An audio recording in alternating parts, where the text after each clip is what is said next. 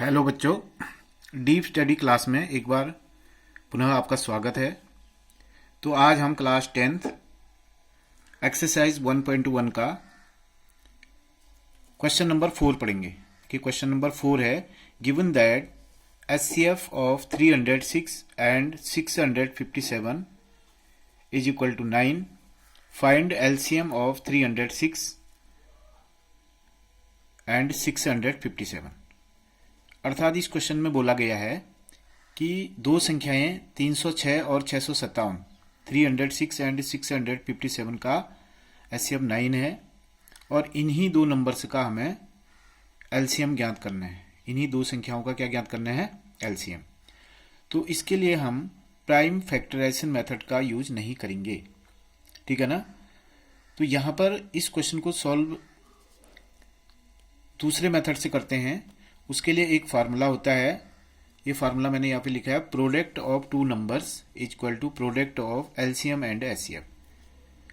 अर्थात दो संख्याओं का गुणनफल, जैसे ये दो संख्याएं दे रखी हैं, इनका जो प्रोडक्ट होगा अर्थात गुणनफल होगा वह उन्हीं दो संख्याओं के एलसीएम और एचसीएफ के प्रोडक्ट के इक्वल होता है।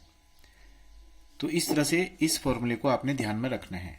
तो इस फॉर्मूले को हम शॉर्ट फॉर्म में भी लिख सकते हैं। देखिए, a into B equal to आपका आ गया h इंटू एल। इतना लंबा चौड़ा आपको बार बार लिखने की आवश्यकता नहीं है। आप क्या करेंगे, इस शॉर्ट फॉर्मूले का प्रयोग कर सकते हैं। a into B equal to h into L. a means first number, b means second number, equal to h mean HCF और l मीन्स एलसीएम, ठीक है ना। तो इस फॉर्मूले को हम इस तरह से लिख सकते हैं। अब हम क्या करेंगे, इस क्वेश्चन को सॉल्व करने के लिए फर्स्ट नंबर को लिखेंगे। यहाँ पे पहला नंबर है 306 और दूसरा नंबर है आपका 657, ये दूसरा नंबर है, इज इक्वल टू h की प्लेस पे 9 लिखेंगे क्योंकि h दिया हुआ है। ये देखिए, एचसीएफ आपको 9 दिया है, तो h की प्लेस पर 9 लिखेंगे, h के स्थान पर, इंटू l के स्थान पर l ही रहने देंगे, जैसे कि आप देख सकते हैं।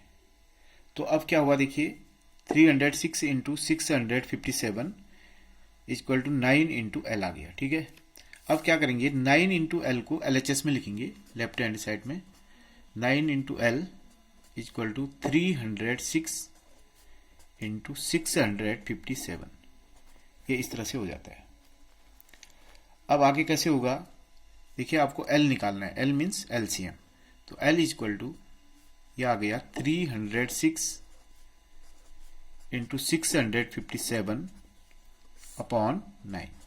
ये जो 9 है अपॉन में चले जाएगा, डिवाइड में चला जाएगा, ये 9, ठीक है। अब इस 9 से हम इसको भी कट कर सकते हैं, इस 9 से हम 657 को भी कट कर सकते हैं। तो 9 से 30 को डिवाइड किया हमने तो कितनी बार होगा, 9 3 जा 27, और यहां से आपका 3 रिमाइंडर होगा, तो वो 3 इसके आगे चले जाएगा, तो 9 4 जा 36। ये देखिए, 9 से 306 34 टाइम जो है कट गया।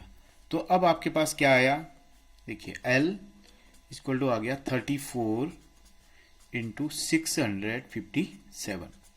अब इन दोनों को हमें मल्टीप्लाई करना होगा, तो मल्टीप्लाई कर लेते हैं। 657 इंटू 34, इन दोनों को मल्टीप्लाई करेंगे साइड में, तो ये आपका आ जाएगा 4 7 जा 28, यहाँ से 2 आएगा, 4 5 जा 20, 20 प्लस 2 22, यहाँ से फिर 2 आएगा, 6 4 जा 24, 24 प्लस 2 26। इसी प्रकार से यहां से करेंगे, 3 7 जा 21, यहां से 2 आएगा, 3 5 जा 15, 15 प्लस 2 17, यहां से 1 आएगा, 3 6 जा 18, 18 और 1 कितना हो गया, 19। तो 8 3 3, इसके बाद 12 2, तो कितना आया आपके पास, ये आ गया स्टूडेंट आपके पास 22,338, ठीक है। तो यही आपका फाइनल एलसीएम हो जाएगा। तो इस तरह से आपको इसमें एलसीएम निकालना है।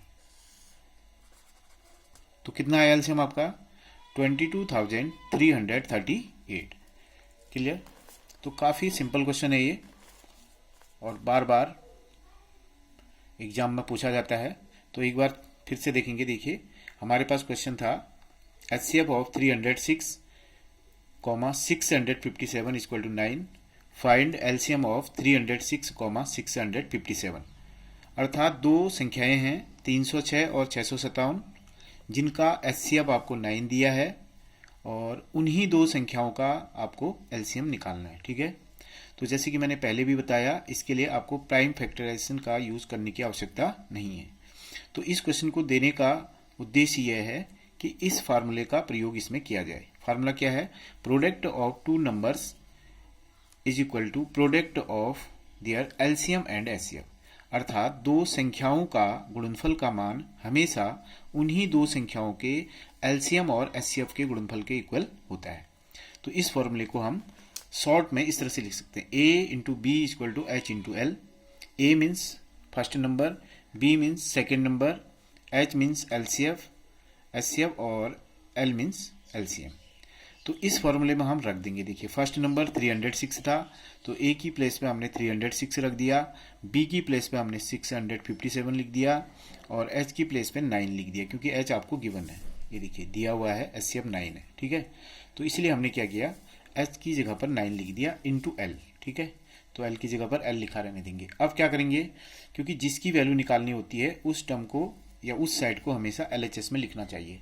तो इसलिए हमने 9 इंटू एल को एलएचएस में यहाँ पर लिख दिया और 306 इंटू 657 को हमने आरएचएस में लिख दिया। ठीक है। Then L equal to 306 into 657 divided by 9।